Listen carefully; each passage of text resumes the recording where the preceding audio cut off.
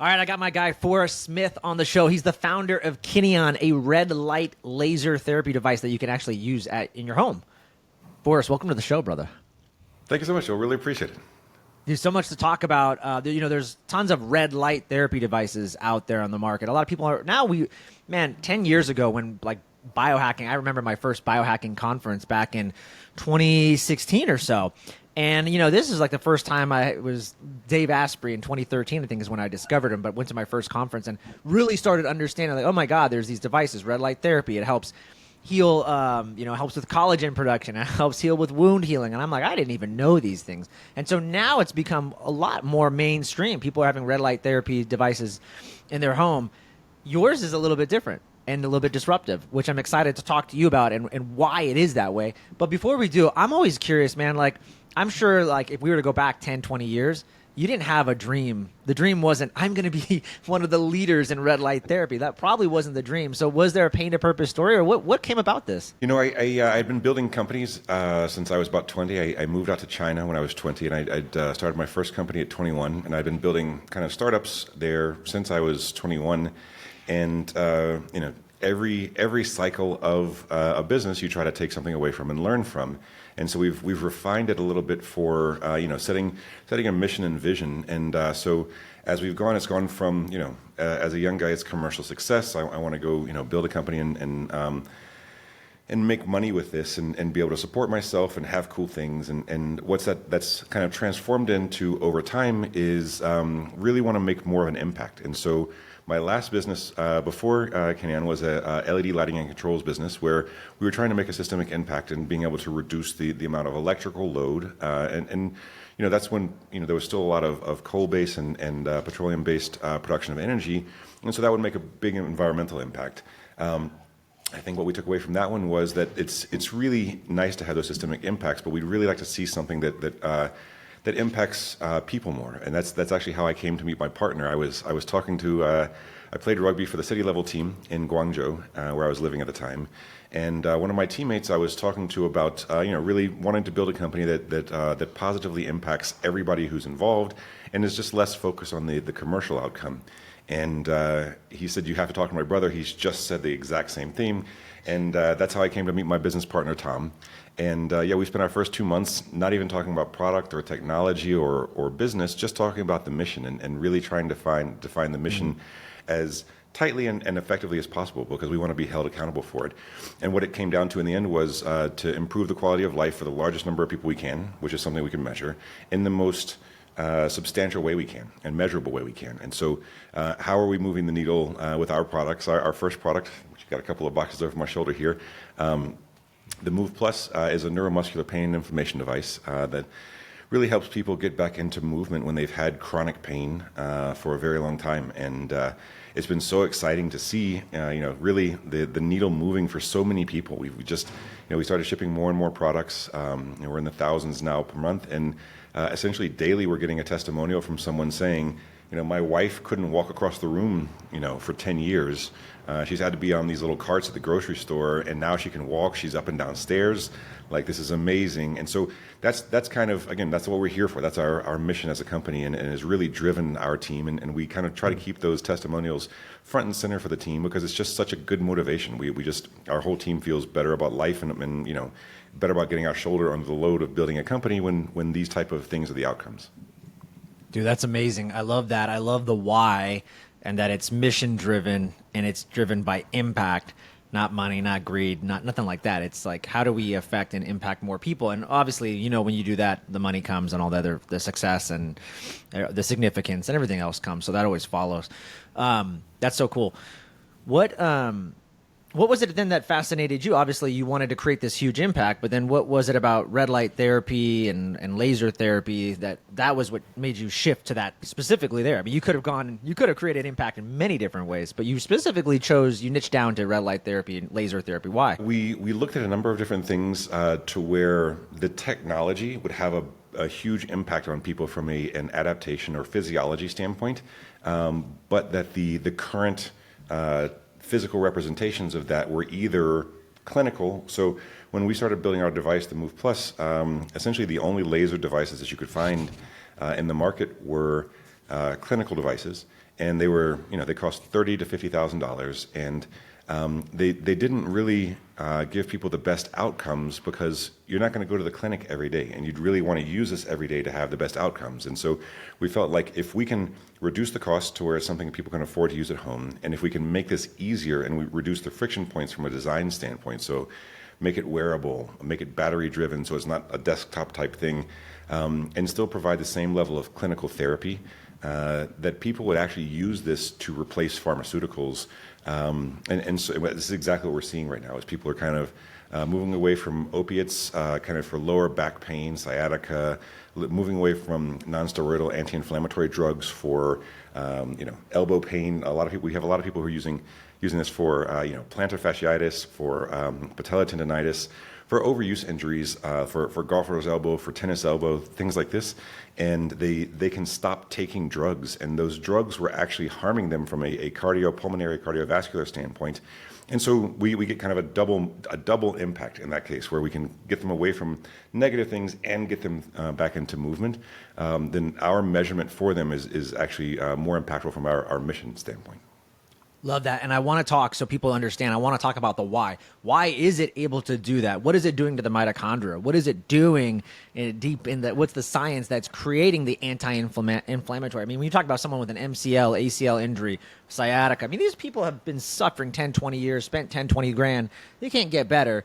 And you're getting them better, in a short amount of time. I want to talk about that, but before we jump into the why and why it's actually creating that anti-inflammatory effect, and more circulation and more blood flow, is you mentioned laser, okay? And I want people, because I don't even know, what distinguishes this device from so many other red light therapy devices, right? Because I have a flex beam, I've got a red light panel over here. They're all great. But some of the effects that you're talking about, I don't get those effects like overnight or in a couple of days, and they're red light therapy devices. So, but you mentioned laser, which I've seen what you're talking about, these 30 grand lasers. The beam is just highly concentrated.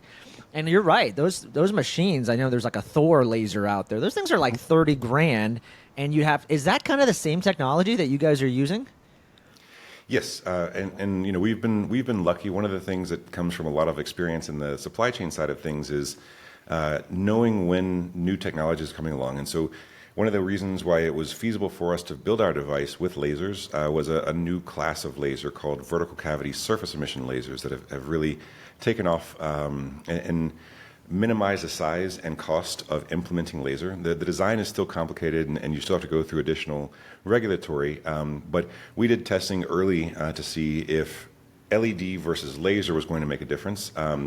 And for some things it wouldn't, as long as you're kind of emitting at skin level and you know what that emission is.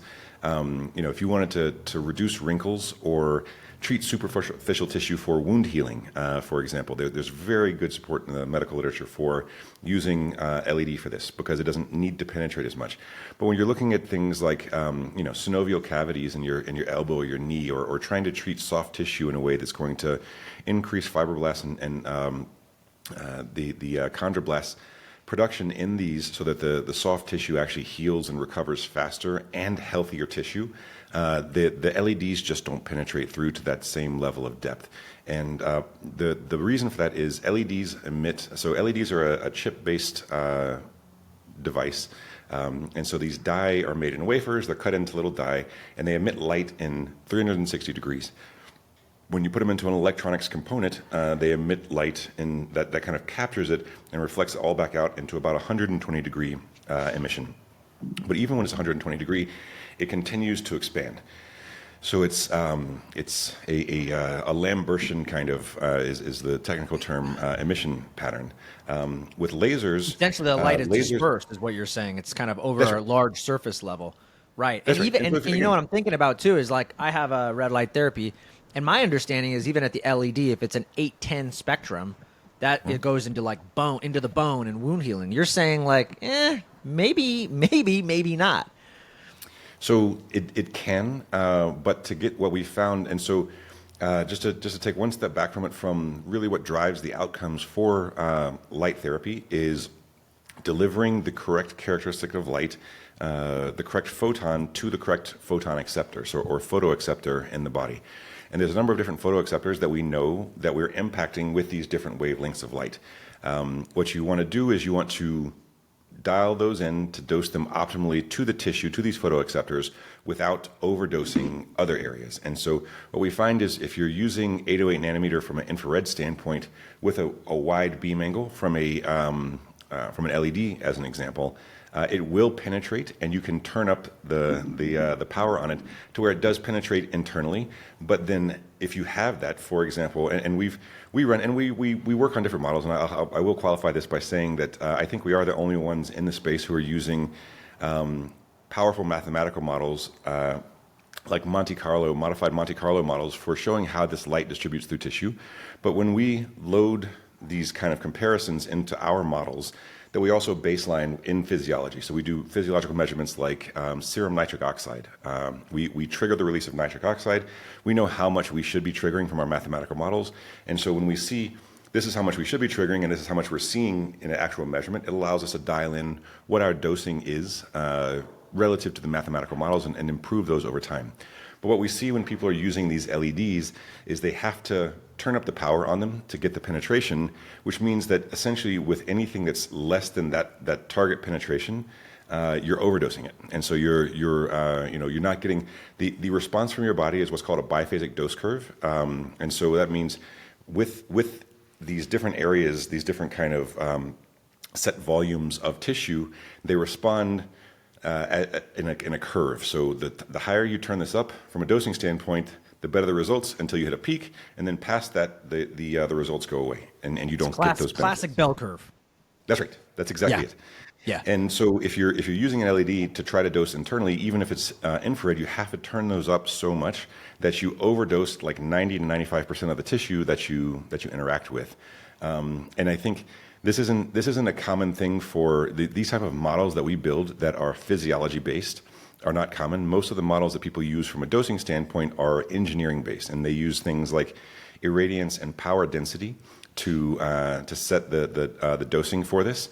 Yeah. And an example of how these are not the most effective ways of measuring the dosage is with our device, we have 3 modules. On each module, we started with 2 lasers because in the medical literature, we're looking at power density and irradiance, which is essentially how much power is coming out or how much power is hitting the skin. If you split that one laser, which we tried, and we did a test on it just to see, because our modeling was showing something different than how people are measuring this from the medical literature, so we wanted to just test and understand with a beta group what's going to work better. Can we take the same power out of one laser and split it into 5 and then compare them? Because essentially from the medical literature, those should be relatively similar in how that performs in the body, and they're not. What happened was the 5 lasers was substantially more effective in the dosing, and that matched what our model was saying, but it didn't match what a lot of the medical literature was saying on the space. So what we came down to was, how people are thinking about this from a dosing standpoint isn't correct. And we can do that. We can kind of show that with one test. How do we start doing this from solving problems from the outcome that you want, which is triggering these physiological adaptations, and then work backwards from that? So we say, okay, we know photoacceptors in the body like hemoglobin, like cytochrome C oxidase in the mitochondria, different calcium channels open and close relative to this. But each of those has downstream impacts from a signaling standpoint. We can measure those downstream impacts, and we know how many, roughly from an order of magnitude standpoint, of these type of photoacceptors exist and what depth of tissue they exist in. And so based on that, we build these 3D models, 3D mathematical models, showing how the photons distribute through the tissue and how we're targeting and triggering these specific photoacceptors. And that's kind of what makes our product different, is we've started from what's triggered physiologically versus starting from engineering specs. And I don't think that's something that anybody else in the market's doing, because if they were, their dosing would be more effective. We just see a lot of really ineffective. And I hate to hammer other people's products. We like to see the panels in the market. Those are a great Gen 1 product for red light therapy, to get it in front of people and let people understand that light can trigger physiological adaptations. But essentially, those are Gen 1 product because if you're 2 inches away or 2 inches closer to a red light panel, the dose is massively different. And Yep. if dosing is king, like on outcomes, then really you're never going to have the optimal outcome for that. And the analogy we use for it is it's kind of like having an aspirin bottle, and instead of taking the recommended dosage, you're just shaking the bottle kind of intermittently in front of your face, and whatever comes in, like hopefully that's going to be the best outcome. And I think that's the kind of dosing that we see relative to a lot of the things in the market, because it's not designed around the physiology. It's designed to provide just somewhere on that curve. Probably there's going to be some level of reasonable outcome, and so we do see people getting decent outcomes with these panels and kind of LED-based solutions for wound healing and kind of wrinkle reduction. They increase fibroblasts and kind of help with the skin and anti-aging type things. But from a systemic standpoint, from triggering things in your blood, triggering things from an inflammation reduction standpoint, it's really just not comparable. Yeah, and for me, I could care less about the wrinkle thing. I mean, that's great, but I want like the physiological change. That's the whole point. I want to affect at the mitochondrial level so that I have more ATP, so that I have more energy, so that I can fight off viruses and other things, that I'm just more resilient. That's the whole reason why I even do the red light therapy on a regular basis. I don't care about, wrinkles, great, that's one thing, but I want it to penetrate deeper. And it sounds like what you're saying is a lot of these are coming from the engineering perspective. So they're giving you big, and I see this on all the red light panels websites, and it's something that they all argue about, is the irradiance factor, like how much it's actually covering the surface area, and the power, like the wattage, like that's a big thing. And now listening to you, it's like, dude, none of that matters. None of that matters, because that's just from an engineering standpoint of like, telling your car, like, we have 100 horsepower and it goes this fast in 60 seconds. It's like, great. What is that car actually doing for your body? Yes. And that's where you guys, it seems like it comes in. And the testimonials, really, they speak for themselves. And all the people that I've seen, some pretty big players are backing your product. And people like Ben Greenfield, and you've got people saying, hey, this is legit. This is a legit product. So it's really neat to see. Yeah, I love it. Yeah, Ben go ahead. was also very just intuitive as well. One of the things we've seen out of the recent treatment, and I think if you're treating for resilience and kind of just general health and autoimmune and immune health in particular, one thing that may be interesting for you is, and again, Ben caught on to this very quickly, even before we had the research in from the Japanese teams, is treating the kind of larger blood vessels in your neck has had some really amazing systemic impacts where people are having things from gut health impacts. We actually have a gut product coming out as well, but treating, on a daily basis, I treat my blood by way of the large blood vessels in the neck for about 15 minutes, and I treat my gut, and I just don't get sick anymore. Like there's the impacts from an immune health. And one of the things we're also seeing in the literature these days is autoimmune impacts with severe autoimmune disorders like asthma and multiple sclerosis actually show meaningful positive impacts from treating the gut as well. So there's really good literature out there, and it's a really exciting space to be in because of that. There's just so many cool kind of academic studies and clinical studies that are going on right now that really support, like you said, kind of a more robust outcome for anyone who's using this from even with what they call remote photobiomodulation, which is treating one of your area of your body and expecting outcomes somewhere else. So treating the gut, we're seeing increased dopamine production in the brain.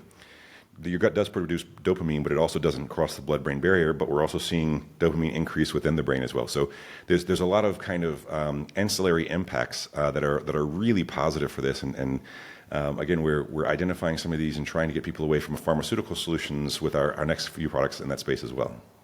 Yeah, really cool. I mean, it makes sense. I mean, everything you're saying. I'm sure with the red light therapy, you're hitting on that vagal nerve, that vagus nerve, and it's probably, obviously we know there's a gut-brain connection. There's probably some transfer. I'm guessing there. I know, having been an electric steam practitioner with, I don't know if you know the company NewFit, the Newbie device. They use a DC current. I'm a practitioner with them, but one of the things we see too is interesting, even in the red light therapy research, I believe, like 40 hertz, for example, like that flicker rate seems to have a different biological effect. And so I'm just wondering too, if it's like, can you change, do you guys have different patterns for different, I don't want to say flicker rates because that's actually incorrect what I'm saying, but the 40 hertz kind of like pulse, right? Do you guys are there different modes, I guess, you can put the Kineon device on, or is it just kind of like one direct current?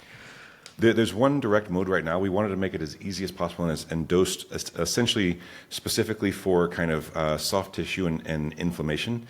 We do have new products coming out in the next year. So the next one is the gut product, which is instead of having two wavelengths, we've actually got 3 infrared and 1 deep red wavelength for that, and it's having massive impacts for people from irritable bowel syndrome, Crohn's disease, ulcerative colitis, anything that's really inflammation mediated in the gut has been impact leaky gut. But I think one of the things that's been so exciting about the gut product is that as we're seeing these kind of first order impacts where it's kind of inflammation reduction, people have a pathology, it's amazing because it gives people, like when we have a business partner who has irritable bowel syndrome and ulcerative colitis, and he would lose, it would flare up and he would lose 30 or 40 pounds and have to end up in the hospital. And so it's really invasive on people's lives.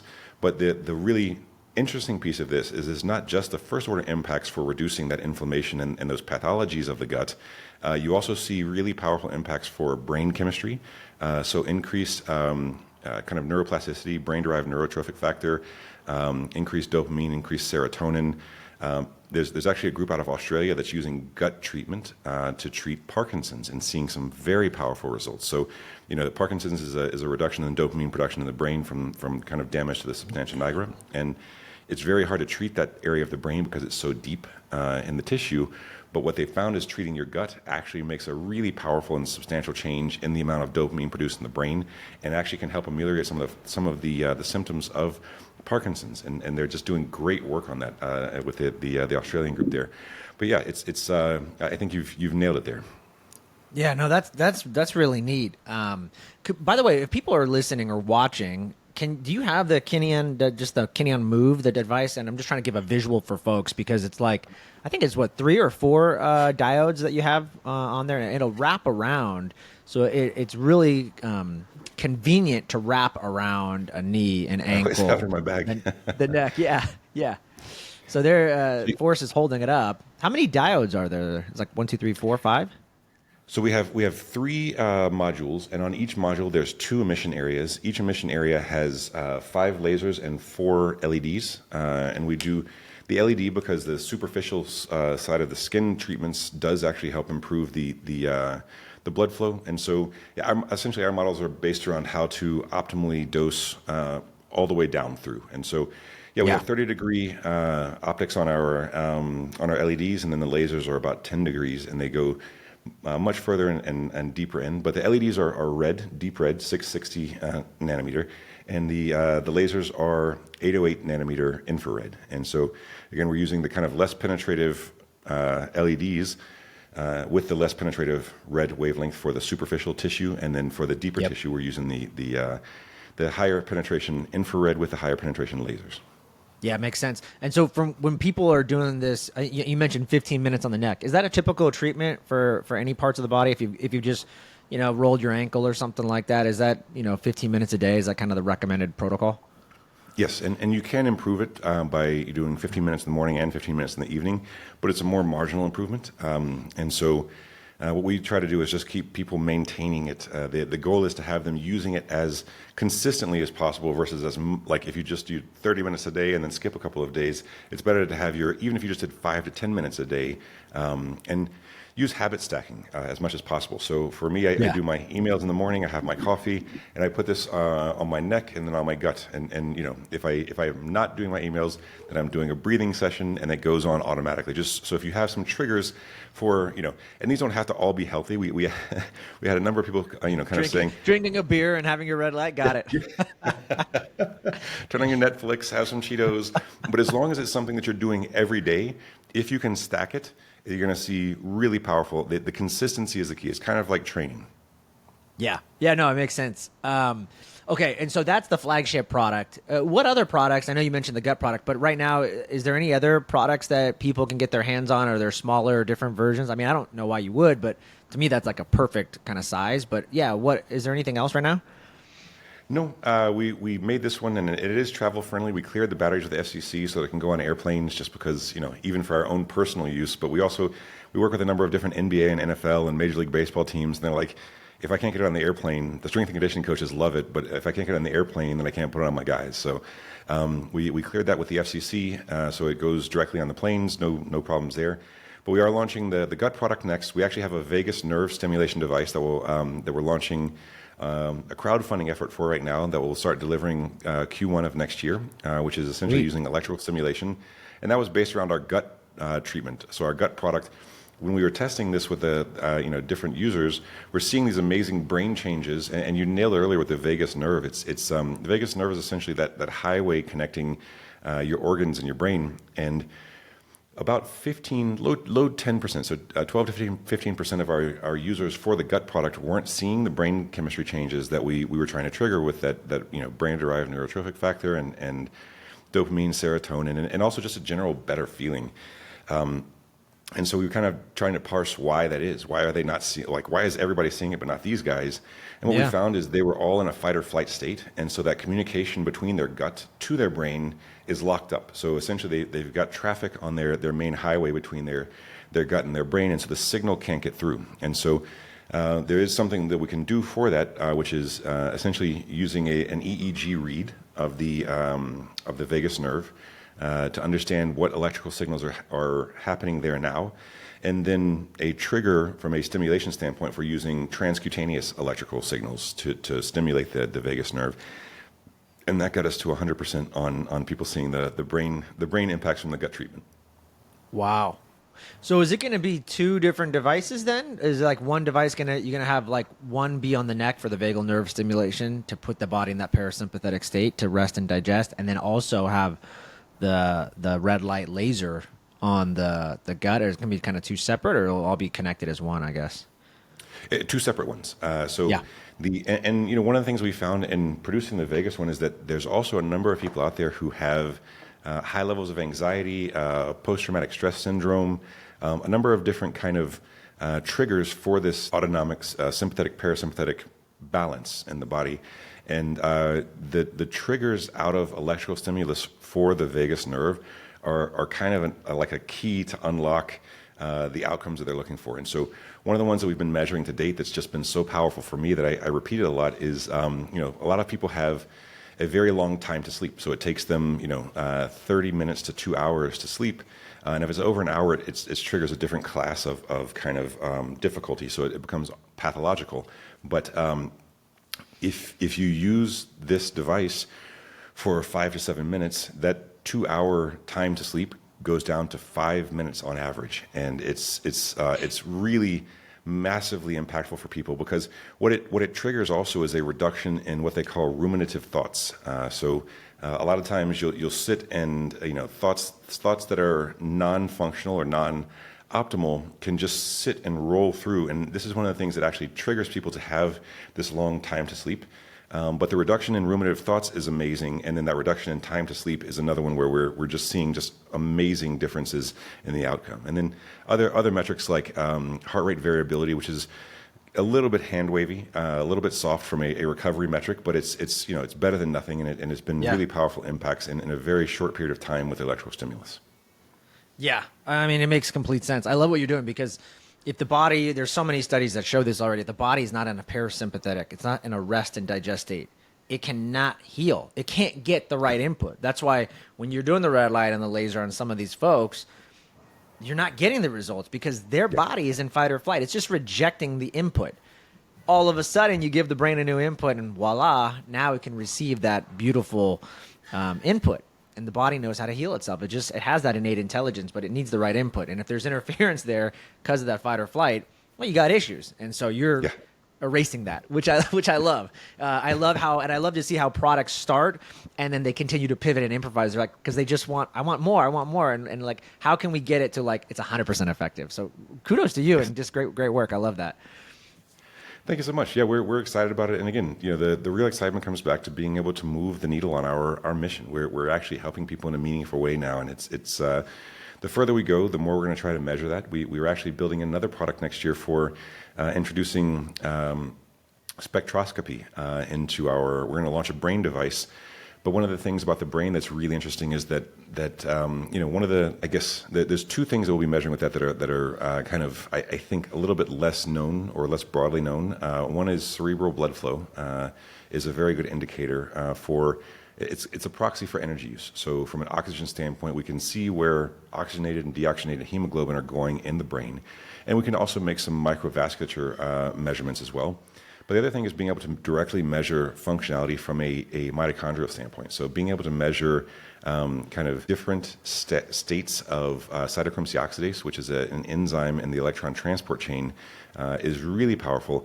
And it's also really highly correlated to a number of different pathologies. So if you have chronic anxiety or depression or ADHD or autism or fibromyalgia, these all have different signatures from a metabolic standpoint in the brain. And so for us to be able to measure that and put numbers on what's actually happening in these different areas, in these different kind of regions of the brain from an impairment for metabolic function, it allows us to target and then dose in real time in the way that's going to impact this the most effectively. And so that's our product that we'll be launching next year, and it's super exciting. But it has been a lot more complex because the science behind it and the one awesome thing about it is that there's so much coming out right now from a technology standpoint. Again, we've introduced these new next generation lasers with our current product. We're going to be introducing next generation lasers and sensors with our kind of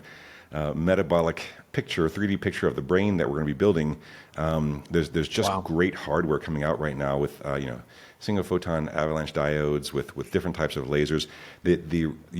I think a lot of us have been using things like plethysmography with an Oura ring or with a Whoop strap and measuring these very strong signals out of the body. But again, essentially the hardware for that has been the same for the last 40 or 50 years. The software has gotten better, the machine learning interpretations, and then the behavioral steering that you see out of these companies in the space has been amazing. But again, the hardware hasn't really changed until the last 5 years, and I think we're going to be one of the first companies in with a product in the market that's going to be able to help people based on this new technology leap. So we're super excited about that, and just kind of wake up every day kind of bubbling just to get that one going. I know. I'm just listening to you. I'm like, what are you not doing, man? It seems like, do you ever rest? I mean, it seems like your brain is just going a million miles. You got, I mean, to me, the gut device is amazing. Then you got the vagal nerve device, and now it's like, no, we're going to keep going until we get to the brain. So really cool. I'll have to have you back on when some of those products come out. I'd love to have you back on and kind of talk about that, and just, that'd be great. I know we have to wrap things up, but talk to me. Just let everybody know where can they follow you, where can they connect with you guys if they're interested in buying the Kineon, the Move Plus device, or where are you guys out on social media? Where's a good place for people to connect, on Instagram or where? So we're on Amazon. We're on if you just look for Kineon, Kineon. We also sell on our own website, kineon.io, kineon.io. We are Kineon Labs on Instagram. There's a number of different cool reviews that we've been lucky enough to work with a number of different biohackers and technologists in the space to do reviews on YouTube. So searching Kineon should kind of pull you into hopefully a rabbit hole that we've been pulled into from a technology and medical standpoint. We've got a ton of blogs trying to illuminate, for a terrible pun, trying to illuminate some of the technology and the foundational medical research in the space. But we're always also open. My partner Tom and I put our Calendlies out there for anyone who's a user to, if they're not getting what they want out of it, or if they just want to connect with us, we're available, and that's available through the website as well. So reach out to us, ask questions, give us tough questions. We're here to kind of make results and make outcomes correct for people, and that requires sitting through some tough questions and recognizing when there's an opportunity to improve. Yeah, that's amazing, and that's what a key tenet of leadership. I don't see a lot of people doing that. I love that you do that. You leave the Calendlies open, because Simon Sinek talks a lot about this. And when you reach the top, a lot of times you forget what's happening at the bottom. And so people don't receive feedback as leaders enough. And then it's very, very difficult to give it to them. So I love that you do that. That's very transparent and open. So kudos to you again, my friend. It's no doubt. It's obvious why. There's a famous phrase that I love is success loves speed. And you clearly have mastered that, because you experiment a lot get a lot of feedback, and go back and break stuff, and then do it again. And you're living proof of that. So amazing stuff. Thank you so much. I really appreciate that. We love testing. We feel like we're all kind of an N of one, and we should test on ourselves and then share these notes because we want other people to have those benefits as well. Unfortunately, there's not a lot of fast to market kind of supply chain folks doing things that really shouldn't be happening in the supply chain. But I think we're having fun in this space, and it's been a really good kind of bridge for us to meet awesome people like yourself as well. Yeah. Amazing. Forrest Smith from Kineon. Go check it out, guys. Get the device. I mean, this is a really disruptive tech, and he's a world changer. So thanks for being on the show, brother. I appreciate you. Thank you, Joe. Really appreciate it.